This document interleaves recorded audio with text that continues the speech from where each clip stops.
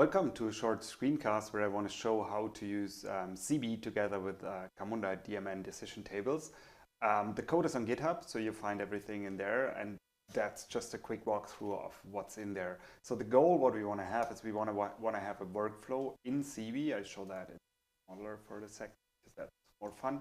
So I have a simple workflow, and at some point it should do a decision via a decision table in DMN. So there's not yet a decision task in Zeebe available, but we can easily leverage a service task. Service tasks are then connected to so-called job workers. The job workers are responsible of basically doing something like logic-wise written in some kind of code behind the scenes. And we leverage that in order to basically call the Camunda DMN engine and evaluate the decision table. So that's the goal. Let's quickly look at that. So on the Zeebe side, I just configured the task of type DMN. We see later how that's connected to the code. And I configured some headers. We can also always have configuration in headers for every activity here. And in this case, I said, okay, I want to have a decision reference, decision ref, to an approval decision table. What's the approval decision table? So if I look at the DMN table we want to use here, that's called approval, and that's the decision ref referring to. And then this is a simple decision table. I just add some input data and I get back an output, right? So that's what we want to call from here. And then we want to use the output, show that in a second how that's connected, the approved output here in order to make a decision if we either go this way, if it's approved yes, or the other way, if it's approved no. And then we do a very quick sysal. That's an own job worker we will use just to have something on the console. So that's the environment, very easy. If you look through the docs, you will see that these task headers, you can also have them in the XML, because underneath everything here is an XML file, and there you just have the task headers as well. So that's what's written here in the docs. If we want to run that, there are basically three different possibilities to do that. So the first is like we're running Zeebe, we're having this job worker, in this case in Java, and because the Camunda DMN engine is written in Java, we could leverage that as Java dependency, as a library in the worker directly, completely stateless, and just do the evaluation. I will show that first, and it's a very easy way to get started. It's very lightweight, it's very fast actually. And the downside of that is you don't have any versioning of your decision files, of your decision models. You don't have a history, so you have no idea what you already evaluated in the past. But for a lot of use cases, that might be sufficient, and then that's probably a good way to go. The other possibility is you leverage the what we call Camunda BPM platform, and that means you have persistence underneath, in this case a relational database, and that means that your DMN table is deployed to the platform, and that means it's versioned in the database, so we can keep different versions in there. And every evaluation we do, we also write a history, so you have a clear audit history of what decisions you did with what inputs and these kind of things. I'll show that in a second, so it should get more clear. You can do that in an embedded way. So if you run a Spring Boot application, for example, and this could be your Zeebe worker, then this can directly start up the whole Camunda VPN platform via Spring Boot starter, completely embedded. So that's very easy if you're running in Java and Spring Boot. If you're not Java or basically if you're not Java or Spring Boot, or want to keep things more separately, what you can also do is you can just write a simple, like short worker, getting the job from Zeebe, and then calling Camunda BPM via REST API. And then means the worker is really just a very thin glue layer between Zeebe and Camunda. It can be written in any language, because here we're talking gRPC, here we're talking REST, so you can do whatever you want there. And you can leverage like a default Camunda installation, so you don't have it to do anything about that. That's basically the three possibilities.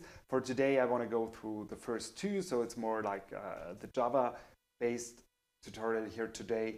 I plan to do a third possibility as well. I haven't yet coded it, so that's why I cannot talk about that today, but it will probably take a bit because I have a quite full schedule at the moment. And I plan to do it in a different language, so not Java that you're seeing that. It's also kind of a polyglot thing. Okay, so that's what we want to do. So let's dive into that. Let's start with the first option here. Just use the stateless DMN engine. So the code is here. I don't look at it in GitHub. I actually go to my Eclipse. And yes, I'm using Eclipse still. And I checked it out. So that's the stateless option here. It's like dependency-wise, it's relatively simple. So I use a Zeebe client in order to connect to Zeebe. I use the Camunda engine, so only the engine, not much more. So that's very, very thin here. And I used Spring Boot because that's easier to start it up. But that's totally up to you if you want to use that or not. Then what I did is I have a couple of things in order to initialize Zeebe, but it's configured by a properties file here, but it's basically connecting to Zeebe. So that's a typical Zeebe client here. Sorry. And then the next thing I need in order to execute that DMN evaluation is a worker. So therefore I used a Zeebe client. And what I do is I create a new job worker of type DMN job type. So if you look at that, that's DMN, and that is now the connection to the visual here. So that's exactly that DMN here. The next thing, I configure a couple of things which are not that important for the moment here. The interesting part is that I then hook up a handler which is responsible to execute things whenever we have workflows at that activity, right? That job handler is wired. Why? Because I use the same code here in the different examples, and then I basically have a stateless variant of that job handler, which is for the scenario. And what this does is basically backed by what I called a directory-backed DMN repository. The code is here, so the idea is relatively simple. I can configure a directory where I want to scan for DMN files, right? So here's a DMN file. I just have a root folder here, so I can use that later on. And what it really does, whenever I need a decision and we haven't yet checked for it, we scan the directory and really look for every DMN file, which is just look at that, which just means it ends by a .dmn, so it's not a totally sophisticated thing, but it's sufficient for an easy get started here. And then I basically read the DMN file, which means I use the Camunda API in order to parse it to a DMN, a model instance, which I then keep in an in-memory hash map where I can return it whenever I need it, right? So that's a relatively easy thing. So that's my rule repository. If I go back there, then what the job handler basically can do, and we probably start with the abstract one because the abstract one does the Zeebe stuff. So whenever there's a workflow instance at that activity, this handle method is called from Zeebe. So that's basically kind of from the thinking it's streamed into the client. Then I read the header. That's the one we set in the workflow definition in the model. We get back the decision ID. Then I prepare the data, which I pass on to the decision table. There, I add a couple of like generic things, why I will explain later on. So for the moment, just ignore that. And then I also add all the workflow variables. So you can probably make that configurable or work with IO mappings and these kind of things. But for most of the use cases, that's actually pretty decent already. And then I evaluate the decision, this ID with that data. And that's now the abstract method. So in my stateless variant, evaluating the decision means getting the decision model from my repository and then just use the DMN engine in order to evaluate the decision. And that's now the Camunda API. And it means that it's stateless, I get back a result. And from that result, I go back a second. From that result, I can basically unwrap, I called it unwrap, the real result I'm interested in. I don't want to go into details of DMN here, but the unwrapping is because you could have multiple output columns. So that means you can have not only like one field as a return value, but multiples. And then you could have different modes. So one mode is that exactly one rule will fire, and that means we get exactly one result here. But it could also, there are modes that multiple of these rows are allowed to fire, and then we get multiple results. And that means we could end up with a list of hash maps as a result, right? But in this case, I'm sure I will always have exactly one result, which is actually a pretty typical situation. So that's called the single entry result mapping. And that's the only one I implemented so far. So there's still space for improvement, but for the moment I just get the single entry here, put it in a map, and then I complete the job in Zeebe and just pass on the map of return values. And that's more or less everything I need here. So we saw most of it. I skipped the DMN engine in it. How to initialize a stateless DMN engine, that's very easy. Just use the default configuration. You could do stuff here, but normally it's not really required, and build an engine. So that's the very easy way of get started. You can try that yourself. So the code is on GitHub. Just check it out and run it. You could just run it by Maven or your favorite IDE or whatever, because Eclipse does these things. So it should be ready to go soon. And it's normally really starting up quickly. So that's it. It's already there. The application property is not that fancy. I just configure where my Zeebe is running. So I have a Zeebe already running in the background. And I configured the directory to look for DMN files to the project file. So I should find that the approved DMN I already showed. The next thing I can do is I can basically switch to a simple Zeebe application. So I have the workflow here. That's the one we already saw. So there it is, right? I want to kick off that workflow. And what I did is I created a very easy client, in this case Java, but you can do it in any language, where I say, okay, connect to Zeebe. And then I deploy that workflow model every time I start that. That's not a best practice, so you probably don't want to do that in real life, but it's very handy for playing around. As soon as it's deployed, I connect the worker. In this case, for the sysout, so that's, if I go back, that's exactly doing these sysouts here. And I define the job handler here, just doing the sysout.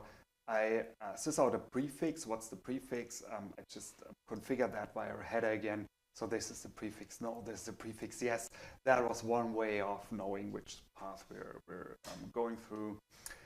Then I want to have some text. Some text is also the input data, because some text is also used here in order to determine the result of my DMN table.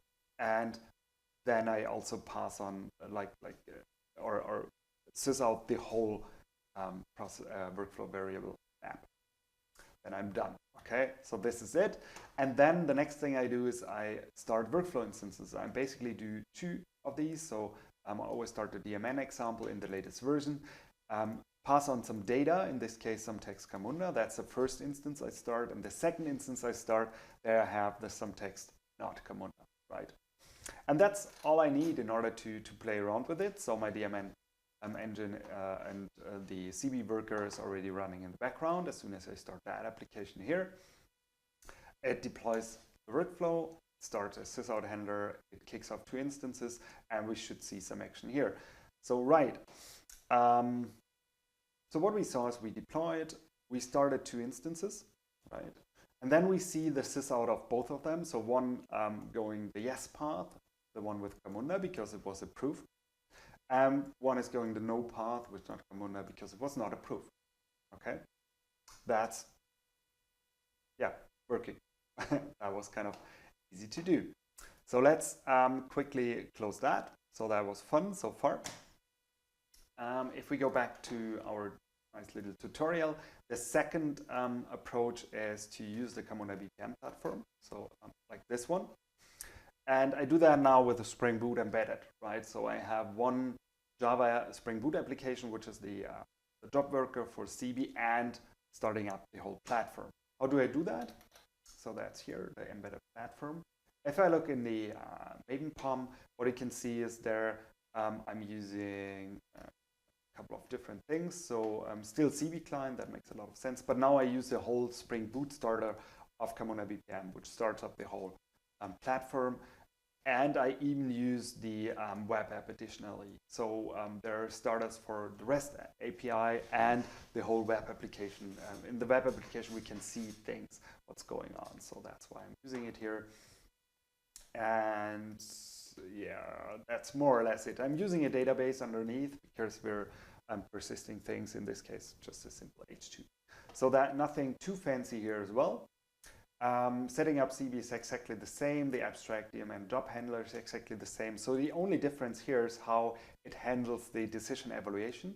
And if you look at that, it's now a bit different because we don't have to like start up the DMN engine, these kind of things. We just like inject the process engine, like the whole Camunda.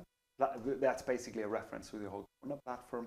From there, we can get the so-called decision service, and there we can just call the evaluator by key. And then we hand in that decision ID, again, that refers to this one.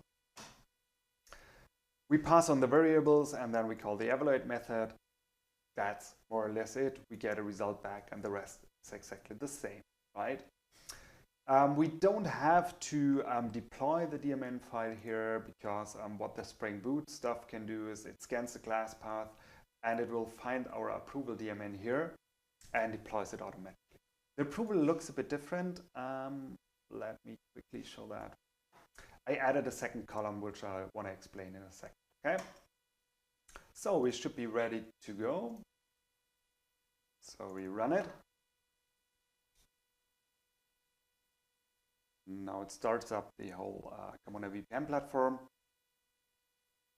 The background that take a bit. What we can do in the background already, we put it on localhost 8090. We can already open the web app. So as soon as that's started here, we should have the web app in order to see what's going on the Camunda side. And what you probably already saw, I also have the, let's say, the cockpit for Zeebe, which is called Operate, already open in order to see what's going on the Zeebe side, where we look at that in a second. So there is our Camunda platform with the web API. I go to demo. I go to cockpit. I want to save the password actually. I go to the decisions, and what I should see is it already deployed the approval workflow decision model. Sorry, so that's there. And there are even some test evaluations from yesterday, which we don't want to look at the moment.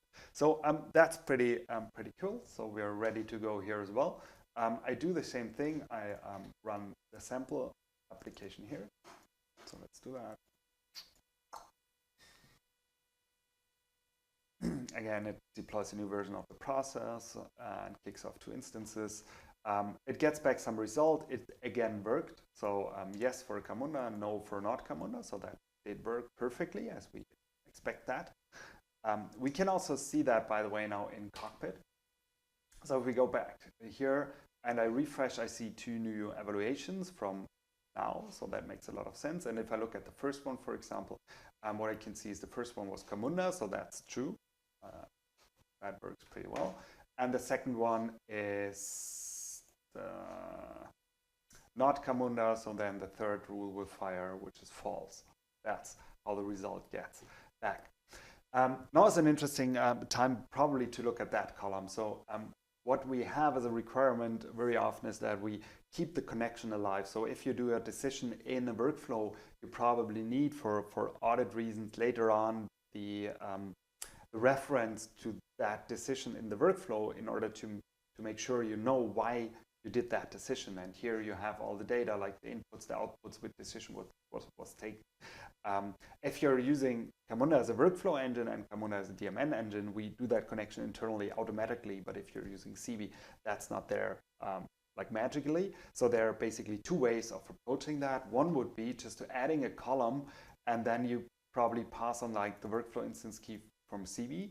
What you can see here, it's not used for evaluating a rule, but it will be there in order to find the decision again, right? So that's a very easy workaround, which works in every situation. So that could be something you probably want to do. The downside is obviously that you see it here in the DMN model, and DMN models are normally also discussed with business folks. So that's kind of the trade-off.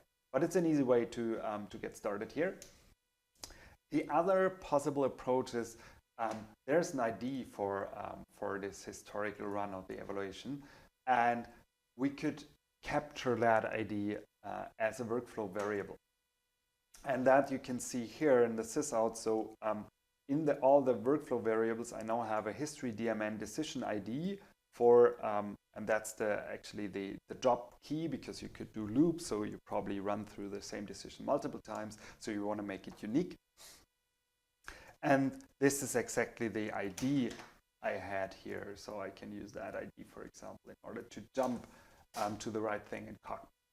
Okay, so this is also kind of doable. The problem is it's not like an out-of-the-box thing, and that's the code I haven't shown you so far. So if I look at the job handler, what we do is we can add additional variables, workflow variables, and there, that's how I do it, like history decision instance ID with a job key. That's exactly what we see here. And then I actually added a hack to the platform. So that works in the Spring Boot way. It doesn't work if you run the platform or access the platform via REST API, but here it would work to capture actually that ID, because it's not part of the public API to get that historic decision ID.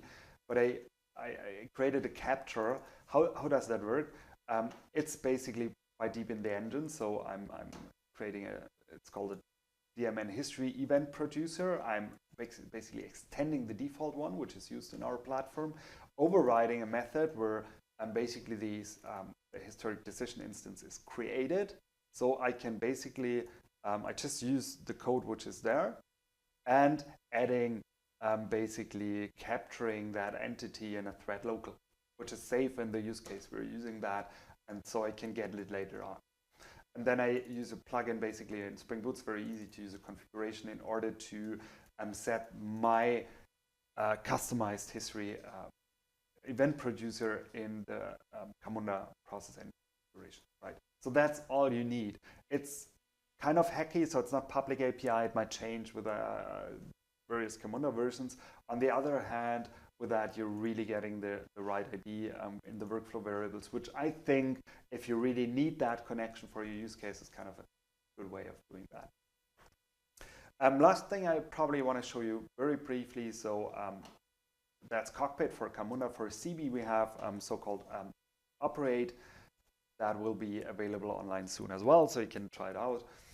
There you can look into what's going on. So you can see, for example, I don't have any workflow running, which doesn't make, which is not surprising. I mean, they run through like in one go, but I can see the instances I started. So these are the two instances with the stateless version. So if I look into that, I see, probably I looked wrongly at the time. Yeah, these are the old ones. So these are without the additional history variable, but I can see where it ended up, and I can see basically which path it took and these kind of things there as well. And if I look at the ones with the Camunda BPM platform, if I go into that, for example, it went this way, and there again I see the history decision instance. I could now really copy it and go to Cockpit in order to make that connection. Right, okay, I have to relog it, but anyhow. So that's basically it. That was a quick walkthrough to these two options. I plan to record a second screencast for the third option. I'm using a different programming language, but not yet sure when I come to that. Try it out. Hopefully have fun. If you have any feedback, let me know. Thank you for listening. Bye-bye.